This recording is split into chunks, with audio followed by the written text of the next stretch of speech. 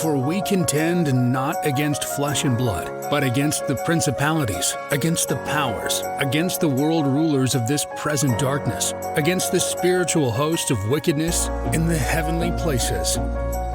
From the American Midwest comes This Present Darkness, where we explore the supernatural aspects of the paranormal from a Catholic perspective and expose the dark forces in our world and beyond, both seen and unseen. Now, here's your host, historian, paranormal investigator, author, and ghost lorist, Ursula Bielski.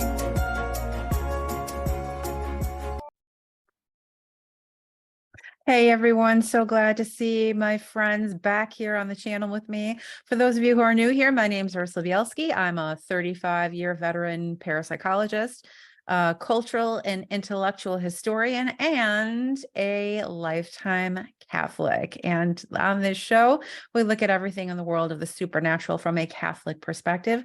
But whatever religious background you're from, or if you're from none at all, I hope that you'll join the conversation here because we talk about some very interesting, very unusual, and very life-changing things on this show. And afterlife changing, I hope. That's the whole point. So thanks for being here with me today. Things have gone by so quickly the last few weeks. I've been on a book deadline and working on a freelance writing project. That's kind of what I do for a living. And have also had so many things going on. I didn't even get to really do a video recognizing that we just blew past 2,000 subscribers and we're coming up to 3,000 pretty quickly here. So thank you so much for that. I know that our last guest, Tim Cohen, had a lot to do with that. You guys loved that show, and so did I. Stuck it out through the 3 hours. So I know it was worth every second. It was amazing. And I hope that you guys have checked out Tim's links that I put down in there in the description and ordered that book. For those of you who are saying the book is so expensive, you guys are seeing the first edition that's for sale on Amazon and secondhand book places that is out of print. So these $100, $300, $400, $500 price tags on that book, The Antichrist and a Cup of Tea, those are for the first edition that's out of print, and people are taking advantage of that fact. But you don't need to get that book. Go to prophecyhouse.com, Tim Cohen's website, and you can pre-order. Actually, I think it's being sent out now. I think the books are in and they're being sent out. The second updated edition, and I think this book is like 400 pages long. I think it's $39 or $39.95. So pick up the second updated edition at prophecyhouse.com. And I'm going to get my copy, and then I'm going to come back on after I've gone through it, and we'll chat about it, the updated version. Hopefully by then, a lot of you will have gotten it and read it too. So, but today we're talking about something just really, really important. Just like a lot of these other topics that we talk about on this channel, it's something that a lot of people are not talking about in the Catholic Church, even though a lot of other Christian denominations, especially evangelical Christians, are talking about it and have been talking about it for a long time. And that is the idea of evolution, as well as evolution being taught in schools. Now, of course, I'm a Catholic.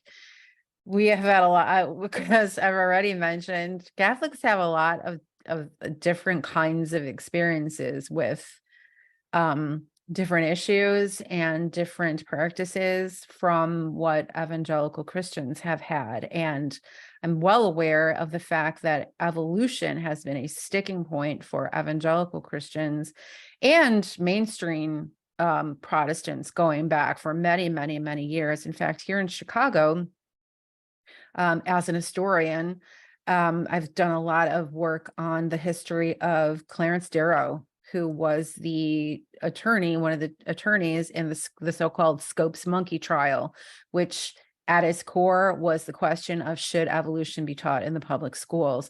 One of the most famous cases in American history and influential cases in American history.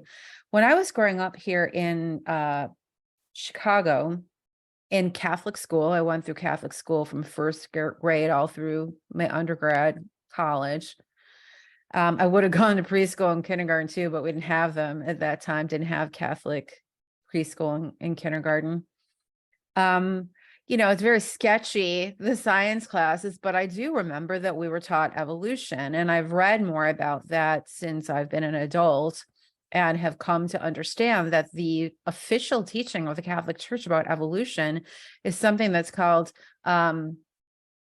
evolutionary theism, which is this idea that God created all of the kind of the building blocks for what we now are, and that everything evolved according to God's ingenious plan to its perfect state.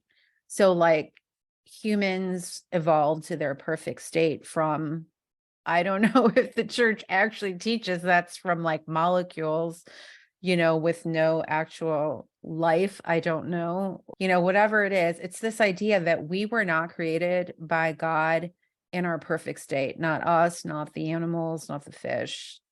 Nothing was created in its perfect state, that we evolved into our perfect state. And it's very disturbing to me as an adult that apparently this is what we were being taught in school. And it's really no wonder that everything's so messed up. It's also this idea that we were taught all through school, that the so-called enlightenment was this wonderful thing that happened that changed all these terrible, backwards, uninformed things into, the brilliant knowledge that we have today.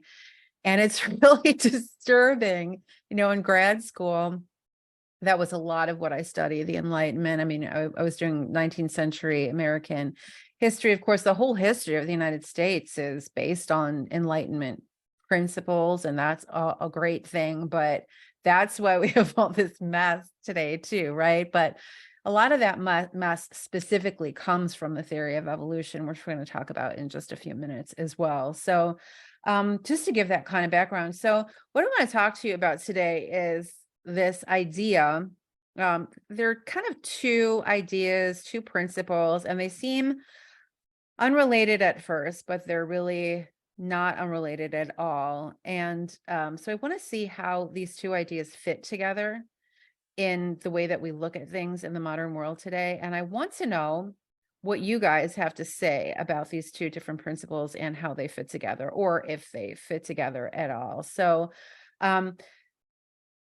we have had it hammered into us that evolution is science. It's fact that religion does not belong in the classroom. These are two separate ideas that seem inextricably connected to each other, even though on the surface they seem to have nothing to do with one another. And so I want to look at both of these ideas and reassess exactly what's going on in the schools today and what's going on in the world of science today, because it's pretty scary. And after we look at it, it's really hard not to come away with the conclusion that Christians are more scientific minded in thoughts and practice than many so-called scientists today. And that scientists have a religion that is as obviously a religion as any brand of Christianity or any other major world religion or minor world religion for that matter. So first, I think we have to look at that's just the question, what is science? The most fundamental thing. Creationists are often accused of being unscientific or pseudoscientific. And at the same time, those who promote evolution are called scientists and they claim to be scientists. They call us creationists foolish, blindly accepting with no proof, no facts of anything that we believe in, including, of course, the origin of the universe and of human life. But what is science? What is science? Okay, so according to the American Heritage Dictionary, science is, quote, the observation, identification, description, experimental investigation, and theoretical explanation of phenomena. So to put it more simply, science has to do with observing things in the real world in real time and trying to explain how they work. And the key word here, as everyone will agree, the key word in science is observation. Observation. Creationists like myself, and maybe you, do indeed believe in observational science, also sometimes called operational science. And we wonder about, in awe about it every day, right? Like plants grow from seeds and appear as food, delicious food on our tables, where we fly through the air at tens of thousands of miles in the air, buoyed up by the principles of science and technology. So we observe and experience all of these things in present time. And so we know they're real. We know these principles are real. We know they work. We know this is how the world works because we've observed it. We observe it right now and we experience it every day, all the time. Great, wonderful. We have no problem with that. But evolutionists can't use observational science to prove evolution. They use something that's called historical science. This is also sometimes called origins science. And the scientists, if they have no method to examine directly the past, then they have to make assumptions in order to come to conclusions and to arrive at theories or hypotheses. So obviously these assumptions are unproven, and most of the time they're generally unprovable because of the nature of them, because they happen in the past. So that's when I was growing up in Catholic school being taught evolutionary theism. At least even scientists called it the theory of evolution at that time, which very few scientists call it now. It's a fact. It's not a theory, according to them. But of course, that was before everyone went insane. So it was still the theory of evolution back then in the 70s, 80s. Now everyone's nuts. So how do we know about the past if we can't observe the past? If we can't experience the past, how do we know that anything in the past actually happened? Okay, for example, did Thomas Jefferson exist? Well, scientists would say dig him up and check his DNA. We don't have any Thomas Jefferson DNA to check that against, so that wouldn't work. Okay, well, what if we just dig him up in the first place, just see if his body's there, just see if there's bones in his grave? Well, great, there's bones in his grave, but we have no idea whose bones they belong to because we have nothing to base that on. So how do we know that Thomas Jefferson existed? Or at least why do we have a very educated guess and theory that he existed? Well, because of written accounts of him, because of the deed to his house in Monticello in Virginia, because of the things people said about him, wrote about him, because of these statues that people erected to him, because of the things that he did, because the records of all kinds of things, because we have people who wrote and told us that he wrote the Declaration of Independence.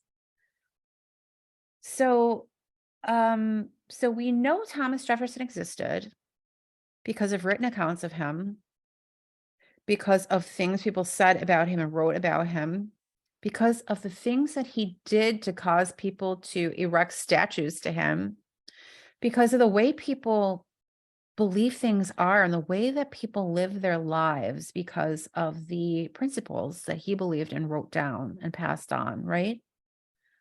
Kind of like Jesus, right? But the belief in Thomas Jefferson, is that a religion? Or should I say, is that a religious belief?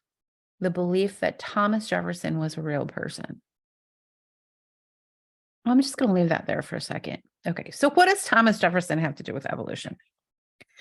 Well, evolution is based on the premise that through mutation and natural selection, organisms have over the past 3 billion years or so become more complex. And these organisms have then progressed or mutated into an endless, seemingly endless variety of creatures until ultimately One of them turned into a human being. Okay.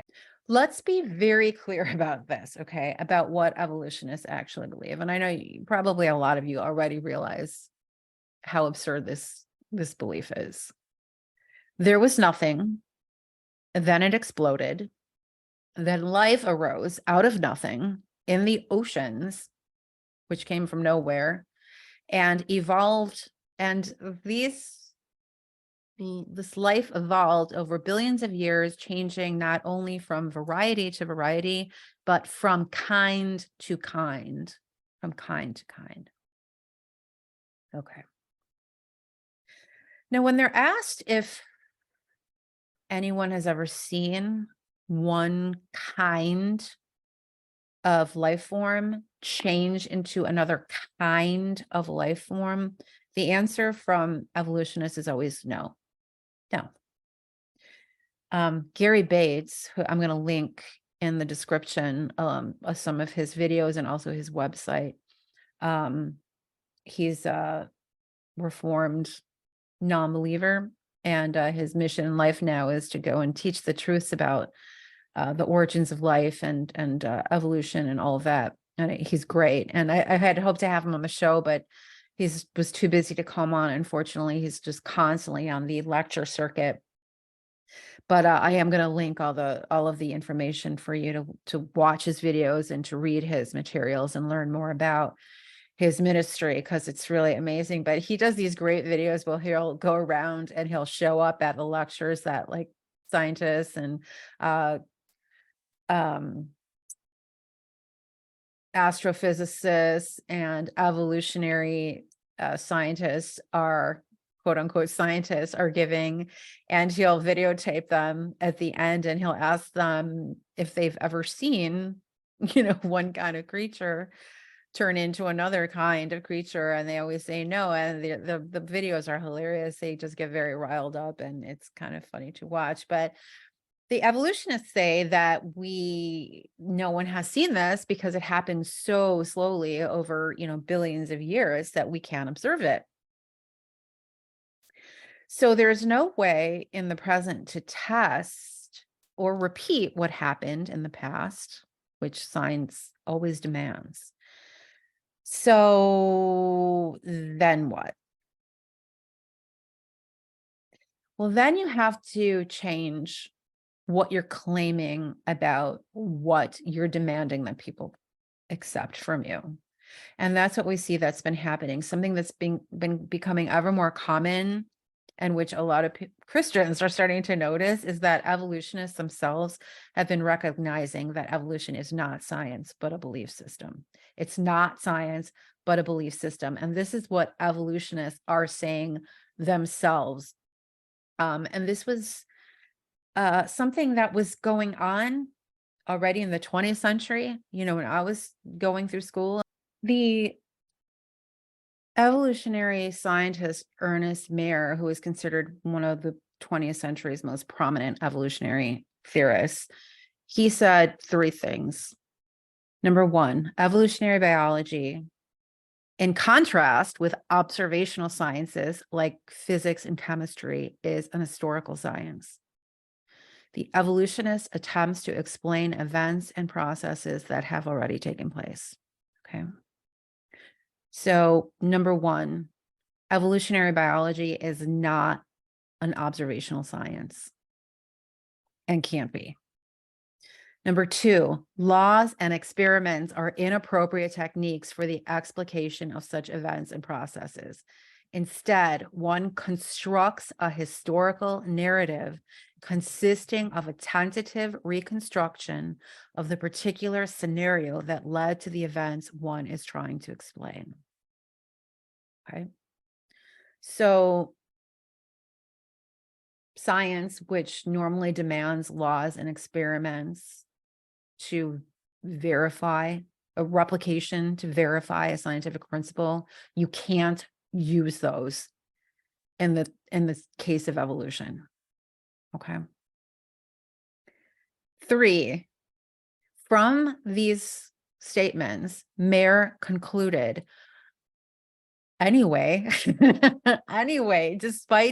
despite them, he concluded, no educated person any longer questions the validity of the so-called theory of evolution, which we now know to be a simple fact. So after saying that evolutionary biology is not and cannot be an observational science, so it's basically cannot be a science, and that you cannot use the scientific method, observation, laws, or experiments that replicate the process. You cannot use those things to verify evolution. He then somehow concludes that evolution is a scientific fact. I found this really interesting because isn't this exactly how we defend our religious beliefs or having a religious worldview? I'm going to repeat Mayer's statements exactly, just substituting Christianity for evolution. Okay. Okay. So 1, Christianity, in contrast with observational sciences, is an historical science. The Christian attempts to explain events and processes that have already taken place. 2, laws and experiments are inappropriate techniques for the explication of such events and processes. Instead, one constructs a historical narrative consisting of a tentative reconstruction of the particular scenario that led to the events one is trying to explain. Now, this is really interesting because Christianity, as you see clearly, actually has more evidence for the reality of what we're saying than evolution does, because we actually have a historical record of our Christian beliefs in the Bible. I would argue too, as a Catholic, Catholic Church, we look into a lot of physical evidence and physical proof for the existence of Jesus. And that is, things like Eucharistic miracles that we've already talked about, that a lot of former atheistic scientists have actually been converted to Christianity after looking into Eucharistic miracles, including a very prominent cardiologist who discovered that it was actually heart tissue that a communion host had turned into. And not only heart tissue, but heart tissue that was from a patient that was going through severe trauma. We also have things like the Shroud of Turin that, a lot of people have tried to disprove over the years. A lot of that disproof came from carbon dating, which is now found out to be really pretty much almost completely false. And we're going to talk more about that on a future episode, but I'm going to have to bring someone in to help me with that, because that's like out of my it's like way above my pay grade as a thinker. So, or a scientific thinker. But I digress. So then you have to ask, Mayer and his colleagues. Mayer said evolution is a simple fact. A simple fact. What could be so obvious in our world to render evolution a so-called simple fact? Well, evolutionists say that there's a lot of evidence for evolution, physical evidence for evolution. And of course, the number one piece of evidence that they put forward is the fossil record. Evolutionists have long proposed that the fossilized remains of dead organisms, both plant and animal organisms, found in rock layers, prove that life has evolved on the earth over millions, if not billions of years. So using observational science, how can this conclusion be reached by so many of these so-called scientists? Well, there are only the fossils to examine. The fossils only exist in the present time. There's no method to determine what happened to these creatures or how they died, how they were buried in the sediment, or although it's possible, you can make up a story about what you think happened to them, but this does not have any historical record, no written record, no observational anything.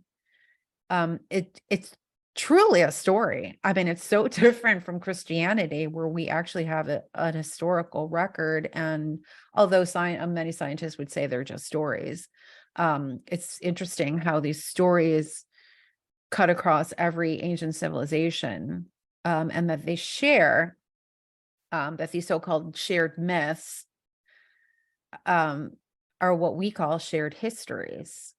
So these are just made up. This is a made up story about the fossil record.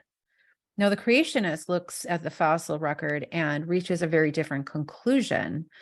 To creationists, the fossils in the rocks represent the result of a global cataclysm that had massive sedimentation that rapidly or simultaneously buried these millions of creatures and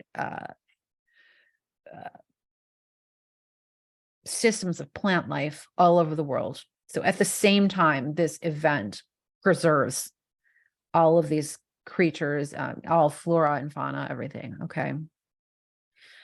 So this catastrophic event would account not only for the fossil record, but also for the rock layers themselves.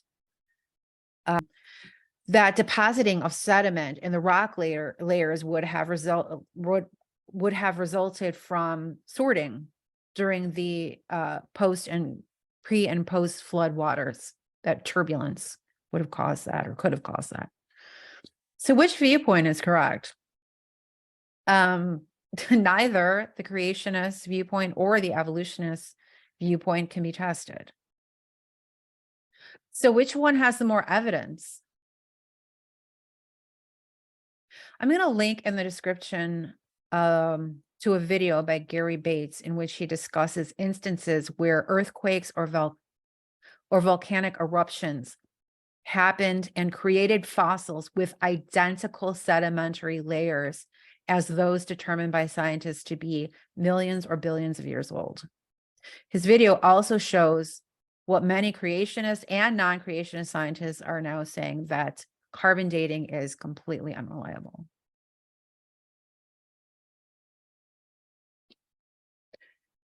So again, who's got more evidence for their theory? Creationists do. For most of us are theists, Christians, and our evidence is a book called the Bible. The Bible claims to be the word of God. It's a record of what God did and when he did it. In the Bible, we learn how life began. God created it. The Bible helps us understand the fossil record because of the record of the cataclysmic event that simultaneously preserved all of these creatures and all of the plant life all over the world. It's not only the Bible that has backed this up, but the records, scientists call them myths, of ancient civilizations all over the world.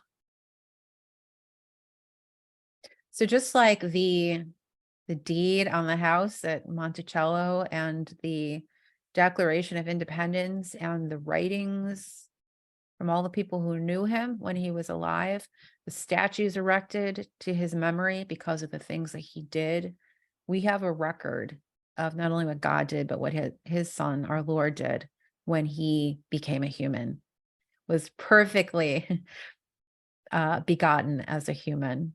And we were just like we were perfectly created as humans. And Jesus didn't have to evolve to be Jesus, and neither did we have to evolve to be Ursula or whoever you, dear viewer, are. It's really disturbing to me. I see in the Catholic Church today, like so many other topics, this topic is everything is convoluted, everything is heretical, everything has been so turned upside down. I was so shocked. During the beginning of the pandemic, I started to watch Bishop Robert Barron, who probably all of you have heard of if you haven't seen. He used to say mass every day during the pandemic when the churches were closed, and he gained a lot of followers on his YouTube channel at that time.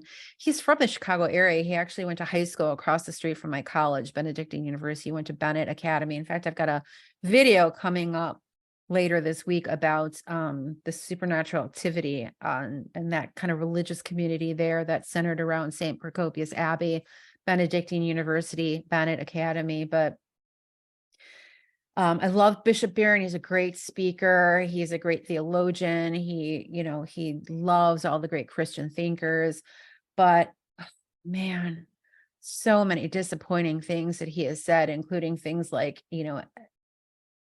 we dare hope that everybody goes to heaven, when our blessed Lord clearly said in the gospel that, not everybody is going to make it. He clearly said that not everyone is going to make it. And yet Bishop Barron just blasphemed about it. Also famously went on the Ben Shapiro show, and just told Ben Shapiro, like, there are many, many ways to get to heaven, including, Ben Shapiro not converting to Christianity. He'll probably be fine. Bishop Barron has said a lot of things talking about the Bible, and one of the most egregious things that he continues to do is to say that aspects of the Old Testament are not history, that they're stories, that they're allegories, that they are symbols, including Adam and Eve. And it's just, it breaks your heart. And at the same time, it makes you so angry. And at the same time, you just start praying for all of the people that are being led astray by these falsehoods. Let's just all remember to do that, to pray for these souls, God help these people that are leading so many astray. So is evolution observable science? No. Is evolution science? No. Evolution falls under the realm of historical science. And so it's really no more science than me sitting here and saying Thomas Jefferson was alive and he wrote the Declaration of Independence and lived at Monticello. It's a belief system about the past. So how can an evolutionist believe these things without scientific proof? Well, the answer is because he wants to. He wants to. Evolutionists are as serious and sincere about their beliefs as Christians are, as creationists are. But these beliefs are ultimately based on their view and their belief that the world originated by itself through totally unintelligent processes. There's a term for this type of belief system. Religion. Religion is a cause, a principle, or an activity pursued with zeal or conscientious devotion. That's a definition. It should be pointed out that religion does not necessarily involve the concept of God. There are plenty of religions that do not involve a God. A person of God. So evolutionists are now themselves telling us this, that evolution is a belief system and not a scientific fact. So this is, I think this is progress, actually, to be honest. We went from the theory of evolution, which was okay until they started to teach it to us in school as fact, and until evolutionary theorists started calling it evolution as fact. So it's kind of like coming around again to evolutionists actually admitting that it's not a fact and that it's a belief system. I think you'll find it remarkable. I'm going to share with you some quotes from scientists, from evolutionary scientists, evolutionary biologists, philosophers of science. And it's really quite amazing the things that they say today about evolution. Dr. Michael Ruth is on the Department of Philosophy at the University of Guelph in Ontario. He's a philosopher of science, especially of evolutionary sciences. He's the author of several books on Darwinism and evolutionary theory. In an article for the National Post, he writes, evolution is promoted by its practitioners as more than mere science. Evolution is promulgated as an ideology, a secular religion, a full-fledged alternative to Christianity, with meaning, morality, or lack thereof. Evolution is a religion. This was true of evolution in the beginning, and it is true of evolution still today. And what he means by that is that since, Origin of Species was published, all of the scientific systems that have been explored, created since then, has been based on that. And so, yeah, from the beginning, people accepted the theory of evolution as scientific fact. And so pretty much everything that we know as so-called science today is based on this. This is why you see that word evolution or evolutionary turn up in everything, every field of study. And you even see it turn up in stuff like ufology. In fact, maybe I'll talk more about that on a future episode. This is like, oh my gosh, it's a mantra in, ufology and this study of so-called aliens and UFOs, like from the beginning, from even going back to the 19th century and theosophy. We talked about this, how, extraterrestrials appeared in the theosophical movement, and they said they were from Venus. And of course, they were so much more highly evolved than us, spiritually, technologically, etc. Right? This has been just the hallmark of all this stuff in ufology and the occult, going back into the, to the Enlightenment, so-called Enlightenment, this idea that of something being more highly evolved.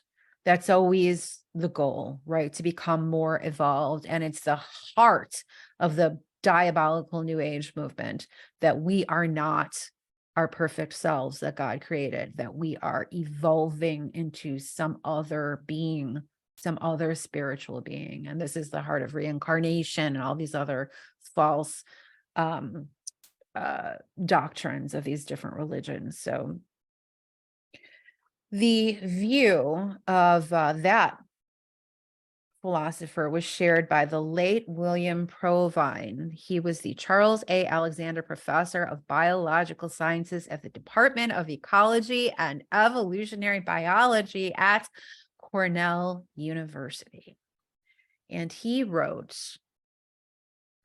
that, quote, modern evolutionary biology tells us loud and clear there are no gods, no purposes, no goal-directed forces of any kind.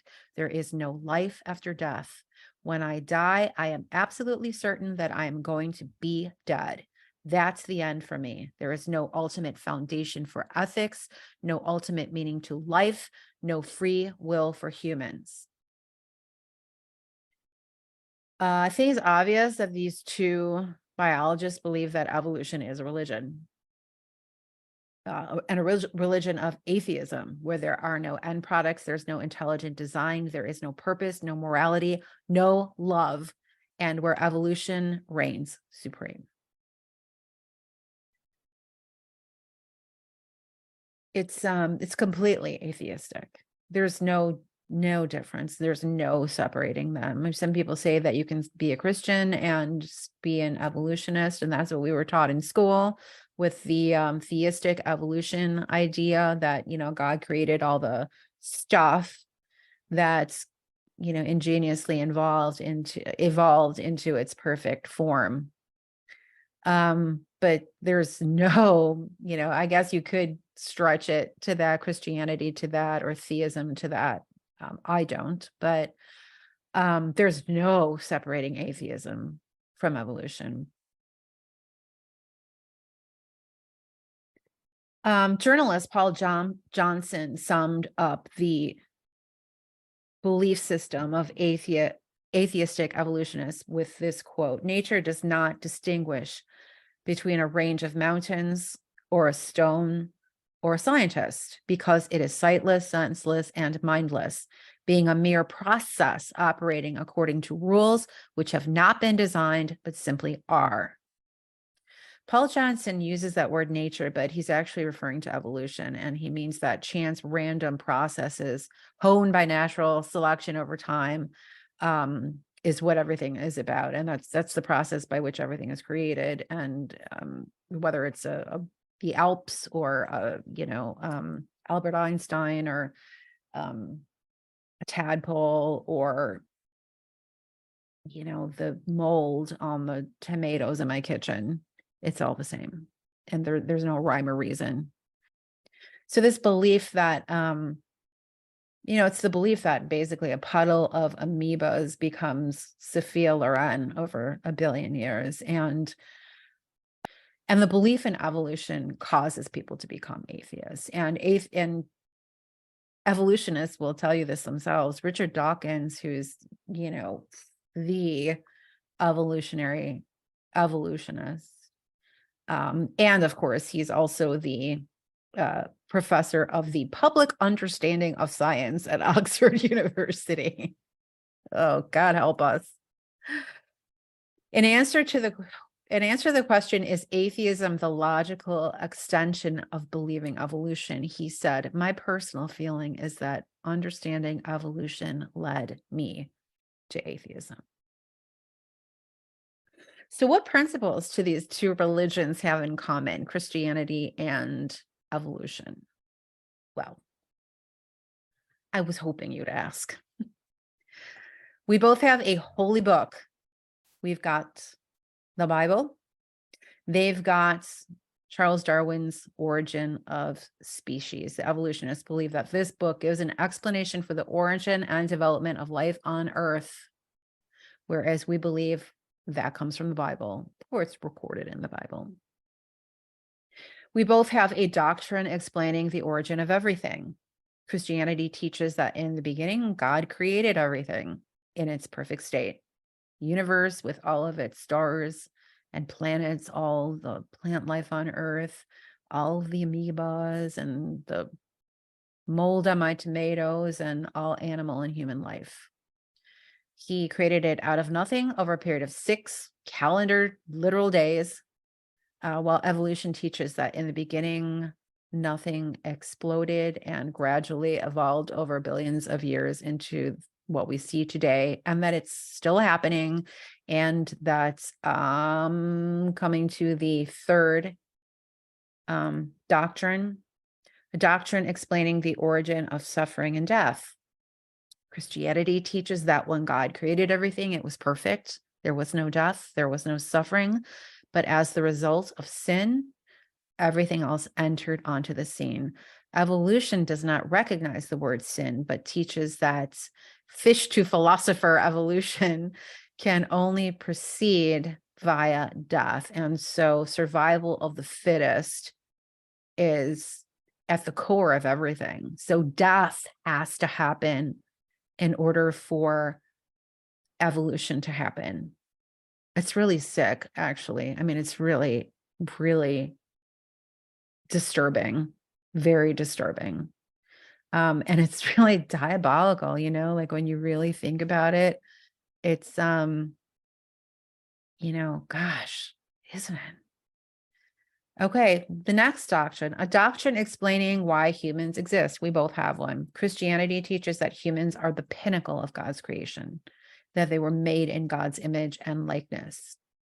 In contrast, evolution teaches that humans have evolved from some ape-like ancestor, which in turn evolved from some puddle of goo, which in turn just spontaneously erupted out of nothing. Lastly, we both have a doctrine describing the future of human life. Evolutionists tell us that humans are not the end product of evolution. We will either disappear, become extinct, or evolve into some other species of creature that will definitely not be human. Whereas Christianity teaches that one day our blessed Lord will return to this earth. He will destroy the old heavens and earth and create new heavens and earth, where those of us who don't believe in evolution will live with him forever. Sorry. I'm praying for you. So if evolution is so depressing, why is it so attractive to so many people? Well, what makes it attractive is that if there is no God, then you have to give no account of your actions to anyone. Here's a quote from an atheist. We no longer feel ourselves to be guests in someone else's home, and therefore obliged to make our behavior conform with a set of pre-existing cosmic rules. It is our creation now. We make the rules. We establish the parameters of reality. We create the world, and because we do, we no longer feel beholden to outside forces. We no longer have to justify our behavior, for we are now the architects of the universe. We are responsible to nothing outside ourselves, for we are the kingdom, the power, and the glory forever and ever. Evolution, therefore, leads to the teaching that you can do as you please. You can live your life just to please yourself. There is no morality. There's no endpoint. There's no goal. You really begin to realize then that evolution is one of the main engines behind the rampant narcissism and self-absorption and evil in the modern world. I often, I talk with my husband and my colleagues a lot about the so-called enlightenment. In fact, Father Chris Alar at the National Shrine of Divine Mercy has talked a lot about the so-called enlightenment. And it's like, it's the upside down, it's bizarro world. It's the Orwellian doublespeak where, if science and the modern world calls it enlightened, it's the opposite. And, if they call what they call the Dark Ages was actually the time, which was the liveliest time for Christian thoughts and Christian life. I think about my time back in grad school, and when I was in cultural and intellectual history, and I learned all about the so-called quote unquote myths that spread across that are, shared by all the ancient civilizations, and that these are all the reflection of fears and hopes, our common fears and hopes, that we all need a God and we need a savior, we need someone to rise from the dead. They're, they were all myths. And again, I think whenever you see the modern world call something a myth, it's time to sit up and figure out what really happened. And I think so many people are doing that today, where we were taught for so many years that all of these long-held belief systems were based on myths, whereas now we realize that there is truth in everything that's been called a myth. And now I think the smart people are trying to find out what those truths are. And we see it through everything, the disappearances of people, the stories of fairies and Bigfoot and UFOs and ghosts and demons and everything else, where we were taught all through the Enlightenment and, the modern and postmodern world that all of this stuff is made up and stupid and foolish to believe in. Now we realize that there is some spiritual truth to all of this. And we are working so hard to understand and discover what that is, and oftentimes protect ourselves against it. I'm called a folklorist here in Chicago. I've written 12 books about Chicago's haunted history. There's a lot of true ghost stories and other paranormal encounters, the so-called paranormal encounters that people have had. And a lot of the things I write are called folklore. For example, the folklore that there's a vanishing hitchhiker called Resurrection Mary that's seen on Archer Avenue here in Chicago, going back, 100 years. And the folklore that many people have tried to give her a ride home, but she vanished from the car. And, I always say, don't call me a folklorist, because folklorists do not believe in ghosts. Folklorists believe that just as comparative religion people have taught me in grad school, that these are myths. And these are myths that you find in all cultures, and they are evidence that we all share common fears and hopes and dangers and things like that, and that everything's a symbol of something, just like Bishop Barron falsely teaches that half of the Old Testament is symbolic, at least. So don't call me a folklorist, because I believe in ghosts. And I believe in the truth of not only folklore, and urban legends. I believe in the truth of history, and I believe in the truth of creation, and I believe in God, and I believe in our blessed Lord. And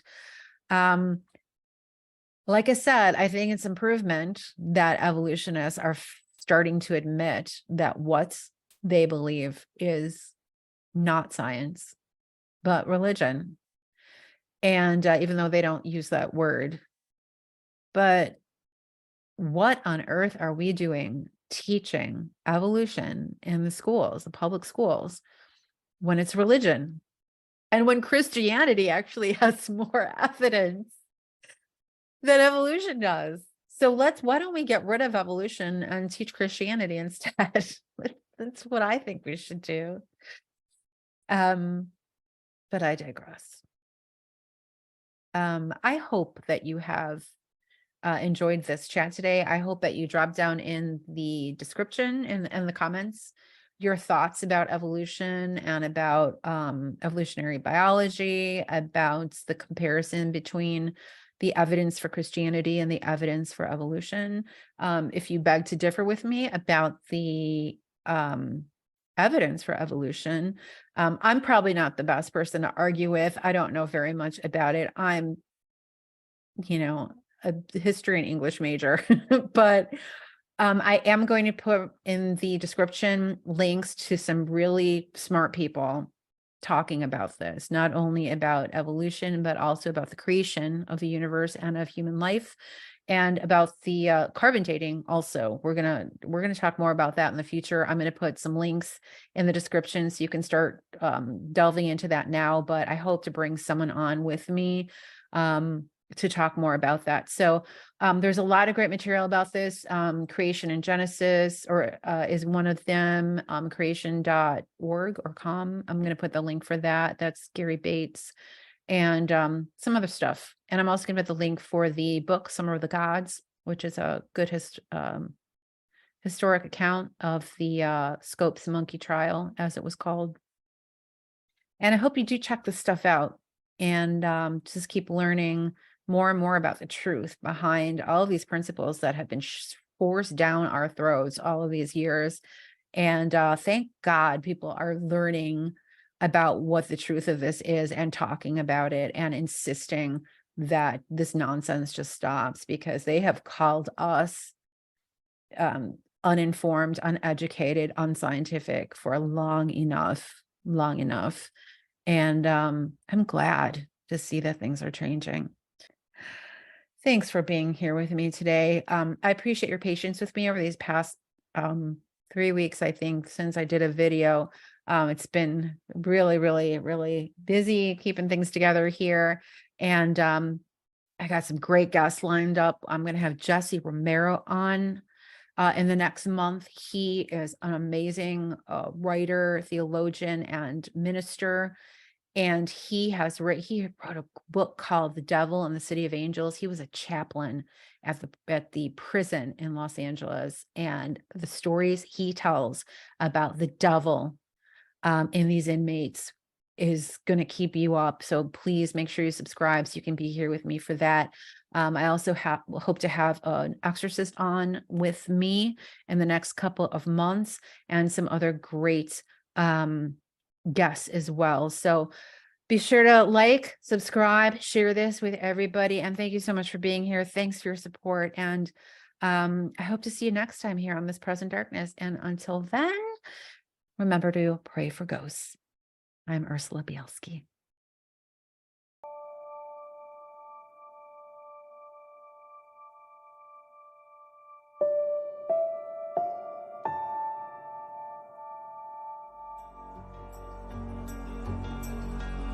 Thanks for listening to This Present Darkness. The video version of this podcast is available on Ursula Bielski's World of the Supernatural YouTube channel.